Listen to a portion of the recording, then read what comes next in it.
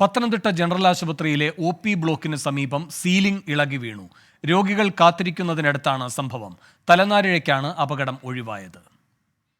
ഇത് അവനവൻ്റെ ആവശ്യമാണെന്ന് പറഞ്ഞുകൊണ്ട്, ഇത് കുറ്റം പറയുമല്ല, അവനവൻ്റെ ആവശ്യമാണെന്ന് പറഞ്ഞുകൊണ്ട് ഇത് വരുന്ന ഞങ്ങളെപ്പോലുള്ള പാവം പിടിച്ച ആൾക്കാരാണ്, നിവൃത്തിയില്ലാത്ത ആൾക്കാരാണ് വരുന്നത്. അതിനുവേണ്ടി സർക്കാർ ഇത് കണ്ണു തുറക്കണം. ഇനിയേലും ആദ്യമായിട്ടല്ല, പലതുണ്ട്. അങ്ങോട്ട് ചെന്ന് കഴിഞ്ഞാൽ ആ സീലിംഗ് പൊട്ടി കിടപ്പുണ്ട്. ഈ പഴയ കെട്ടിടത്തിന് ആ സീലിംഗ് പൊട്ടി കിടപ്പുണ്ട്.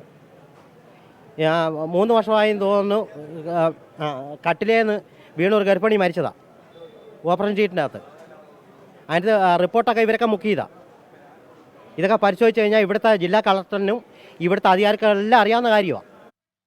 ശ്രീജിത്ത് ശ്രീകുമാരൻ പത്തനംതിട്ടയിൽ നിന്ന് കൂടുതൽ വിവരങ്ങളുമായി ചേരുന്നു. ശ്രീജിത്ത്, വലിയ അപകടമാണ് ഒഴിവായത്. എന്താണ് ആശുപത്രിയുമായി ബന്ധപ്പെട്ടവർ പറയുന്നത്? മാത്രമല്ല, മുൻപും ഇത്തരം പല അനാസ്ഥകളുണ്ടെന്നാണല്ലോ ഇവരുടെയൊക്കെ പ്രതികരണത്തിൽ നിന്ന് അറിയാൻ കഴിയുന്നത്. എന്താണ് വിശദാംശങ്ങൾ?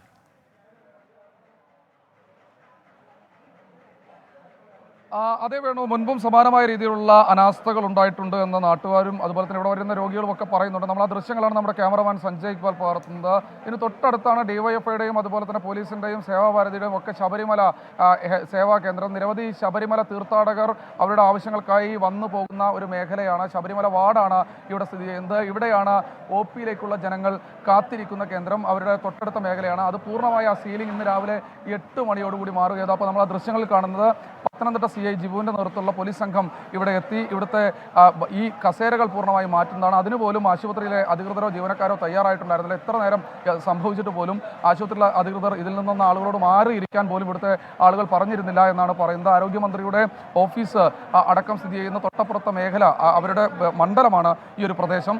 സ്വാഭാവികമായി വലിയൊരു പ്രതിഷേധം. ഇപ്പോൾ നമ്മൾ ആ ദൃശ്യങ്ങൾ കാണുന്നത് മുകളിൽ പലതും അടർന്നു വീഴാൻ നിൽക്കുന്ന കാഴ്ചയാണ് കാണുന്നത്. എന്തായാലും ആരും ഉണ്ടായിരുന്നില്ല, ഇതിന് താഴെ ആരും ഉണ്ടായിരുന്നില്ല. പിന്നെ ശബ്ദം കേട്ടപ്പോൾ ആളുകൾ അപ്പുറത്തോട്ട് മാറുകയായിരുന്നു. സ്വാഭാവികമായി അതുകൊണ്ട്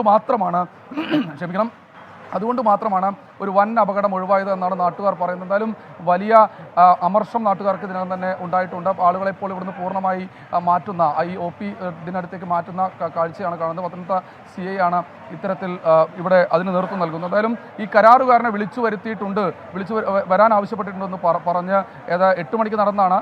ഇപ്പോൾ സമയം ഏതാണ്ട് 10 മണി കഴിഞ്ഞിരിക്കുന്നു. സ്വാഭാവികമായി ഇതുവരെ കരാറുകാരൻ ഇങ്ങോട്ട് എത്തിച്ചേർന്നിട്ടില്ല. എന്തായാലും എത്തിച്ചേരാനുള്ള സമയമൊക്കെ അതിക്രമിച്ചിരിക്കുന്നു. പക്ഷേ ഇതുവരെ ഇങ്ങോട്ട് എത്തിച്ചേർന്നിട്ടില്ല. അയാൾക്ക് എന്താണ് ഈ വിഷയത്തിൽ നൽകാനുള്ള ഒരു വിശദീകരണമെന്നും കേൾക്കേണ്ടതുണ്ട്. എന്തായാലും ആർദ്രം പദ്ധതി പ്രകാരം കോവിഡ് കാലത്ത് പണിഞ്ഞ ഒരു സീലിംഗ് ആണ്. ആ നിർമ്മാണം പൂർത്തിയാക്കിയത് ആർദ്രം പദ്ധതിയിൽ ഉൾപ്പെടുത്തിയാണെന്നാണ് അറിയുന്നത്. ഇത്ര ലക്ഷങ്ങൾ ചെലവിട്ട് ഇത് കുട്ടിയാഘോഷിച്ച് കൊണ്ടുവന്ന് വെച്ചിട്ടും എങ്ങനെയാണ് ഇതിങ്ങനെ പൂർണ്ണമായി തകരുക എന്ന ചോദ്യത്തിന് എന്തായാലും ആശുപത്രി അധികൃതർ വ്യക്തമായ ഉത്തരം നൽകുന്നത്. ഇത് പൊളിച്ചു മാറ്റാൻ ആവശ്യമായ നടപടിയിലേക്ക് കടക്കാനിരിക്കുകയായിരുന്നു എന്നാണ് ആശുപത്രി അധികൃതർ ഇപ്പോൾ വിശദീകരിക്കുന്നത്. പക്ഷേ ഈ ഒരു ഘട്ടത്തിൽ ആളുകൾ ഇങ്ങനെ നിരന്തരം വന്നു പോകുന്ന ഒരു മേഖലയിൽ ഇങ്ങനെ സംഭവിക്കുന്നത് ഒരു കാരണവശാലും അംഗീകരിക്കാൻ കഴിയാത്ത ഒരു നിലപാട് തന്നെ, അംഗീകരിക്കാൻ കഴിയാത്ത കാര്യം തന്നെയാണ് വേണു. ശ്രീജിത്ത് ശ്രീകുമാരനാണ് പത്തനംതിട്ടയിൽ നിന്ന് വിശദാംശങ്ങളുമായി ചേർന്നത്. 24 അഞ്ചിന്റെ വജ്രത്തിളക്കം.